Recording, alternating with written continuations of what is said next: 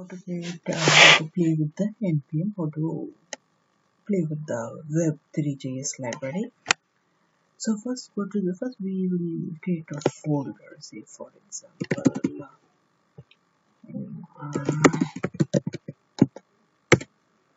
I'm going to create a folder for this class. Okay, so I'm going to get into the test class folder. So here, the first step, we need to initialize the modules. We need to get all the node package modules in our system in this folder. So for this, I'm going to write the word npm init. Npm init is the first statement which will initialize all the node modules needed for our development work. So whenever you click the npm init, it will ask you to provide the class names or the package names, everything. So just for the, since this is the test application, so we will skip everything. So we'll just provide uh, the default value. See, it has for packaging. You just click enter, and the version it says 1.1. Description same test npm or test web3js library functionalities. Yeah, in entry point is index.js, or if you want any other name to be the entry point, you can specify it here. Or say test1.js is the entry point, then you can specify it. So so whatever you want, you can specify it here. Then just leave it the default, the index.js. Next, the test command, you don't need to get the body keywords or the go. You can say your name, license, that's fine. So if this is okay, then click S. So this is what our the package will be, the package.json will be. So it is so what this npm init will do is it will create a package.json file. So it will, the package.json file typically contains your the related it's like properties of the file, I could say in simple word. So if you go here, see, you have the package and the package.json. Okay, created. Just open this package.json in your notepad. It just provides all the. Just a second. Okay, because I just moved my screen recorder just to make sure what see it. So it will contain the name, the version, the description, everything. So now, suppose you need to add your dependencies.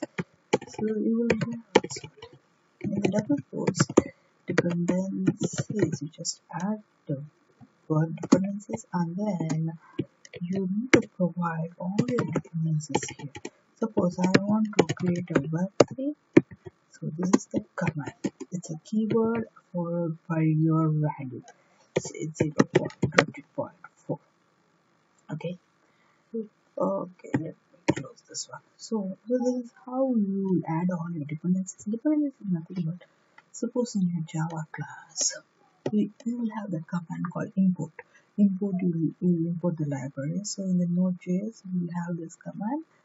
In the package.json, we'll add this file dependencies, and inside the dependencies, it will have all the values, all the dependent files. Say if it's web3js, you just give the keyword as web3 and you specify the version.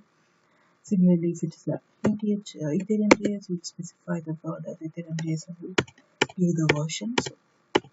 So whatever the dependencies we need, we'll specify it here and we need to save this part. So then again, now we need to come to our on the command prompt, and then we need to install the Web3js library. So just give the word install npm and then install. So this command will get the modules that are in the json.library which are not installed. So this command helps to install those libraries. Just wait for the command to get processed. It is installing the values.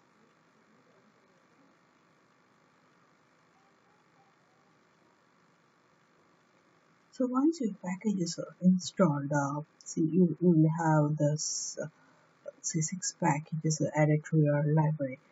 And now when you go to your folder structure, you have the folder called the npm modules installed.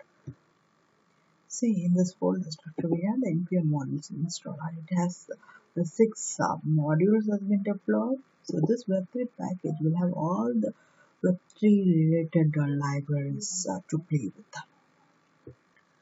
So there are other ways to specify your dependencies file. Either say for suppose I can specify a cap symbol here. This cap symbol, what it will do is it is like a telling the compiler, telling the npm to install the minimum is 20.4. If you have any latest version, just install that latest version. So the cap is like a, so this is the minimum I know. So if you have anything greater, just install that one. Or you have a tilde which specifies like exactly install this version only. I want exactly the same version. So again, so it's like a,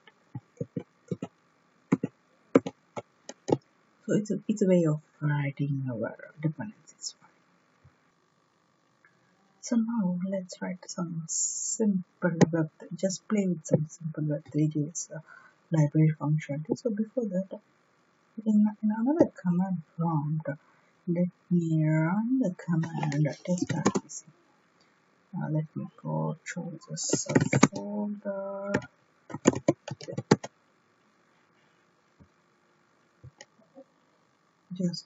I just ran the command. Just that I went inside this folder and then I just ran the command. So this test.rpc will give you 10 accounts starting from 0 to 9 and their private keys, and each of this public account is loaded with 10 ethers. 100 ethers for our testing. So we can use the combination now. And it says it is listing on the port 8545. So the reason for running the test.rpc is we say this is the test or test environment where for each and every time we cannot create a main Ethernet account or we cannot spend our ethers for our testing. So for that functionality, test.rpc has provided us the ability to just with the dummy ethers. Every account has been uh, loaded with some 100 test ethers, so we can play with that. So hope you all are very clear with the test.rpc part. Now here we can test our Web3 part. So if you just click the node is used to provide your, instead of creating the JavaScript file, you can write everything here. Each line you can execute here because this is the basic learning class. So I will be teaching you how to execute each and every line. So what every line will do, everything will know. Suppose, see in Java we will import the classes, right? We have libraries, so we need to specifically in the code we will import the specified library so that it will start working. Same here, we have to tell, now we are using the Web3 library, so we have to tell the compiler now we are going to use the Web3 library. You need to import that Web3 library. So so you are going to create a variable say Web3 is equal to, it will say the require of your Web3js.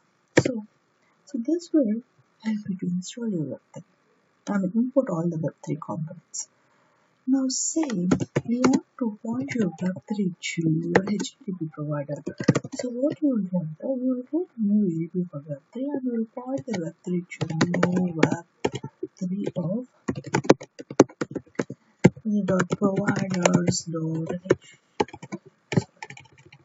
sorry web3 providers provider of same localhost 8544 because this is where our desktop PC is running. Say let's create HTTP because our local host is running on HTTP 8545. So which means that our Web3 is connected to our HTTP provider 8545. See, everything is specified the values undefined and defined. So you wanted to know whether the Web3 is really connected or not. So using the newly created object, this is the object Web3 which is connected to our HTTP provider. So just give that object and provide is connected. This connected is the functionality which is used to tell whether your Web3 is connected to your HTTP provider or not. So whenever our Web3 is connected to our current provider, test RPC, we will be getting the value as true. If it is not connected, then we will be returning as false. Even in your test RPC, we can set net underscore listener, which means that our test RPC is listened by our Web3 network, Web3 node, the library. So now in the Web3 we have so many commands. So we can take, so suppose in the Web3.each accounts will list you like 10 accounts. So those 10 accounts is equal to your accounts which are there in your test RPC. And the same, we want to see your Web3 version. So you just give that version. It says the current version which is implemented is this one. I think we have modules also. Okay, that's fine.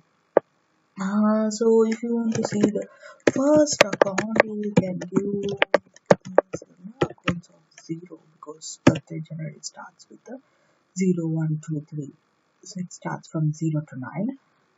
So these are all some of the functionalities. So when you go to our Web3 libraries and Web3 documents, you will have that variable same. Suppose you wanted to, this is the default which is listening to our HTTP provider. If you want to set the provider and listen to some other web services or some other socket, so you can use the set provider functionality that used to set to any other local host or web socket provider. You can listen to some other web socket provider and everything. So these are all like examples that Web3 libraries is, and we can play with many functionalities here. Say yes, RPC, the providers. So the providers actually you have three types of four. If you give Web3.current provider, it will give you what is the current provider, else it will return null. Okay. So I just ran the Web3.current provider command. So which tells us this is the HTTP provider and it is pointing to your local host 8545. So 8545 is the default for any test RPCs running on. So here the username and password are undefined because I haven't provided any username and password. So by default it will be like undefined. So this HTTP Web3.current provider will help you to know like on which provider currently your code is connected. Now in order to get the balance, so probably we can use the web3.get balance or say web3.eth. Sorry. Okay, I already ran the command web3.eth.get balance. Either you can directly provide your address. Say for example, if this is the address, I can directly give my address here. And say, okay, sorry. Enter the single quotes I will provide my address. Or you can also use instead of the address, you can again give web3.eth.accounts 0, 1, whatever it is. Since everything is converted into the this is the big Indian format, big number format, so it means it's equal to the 100 V.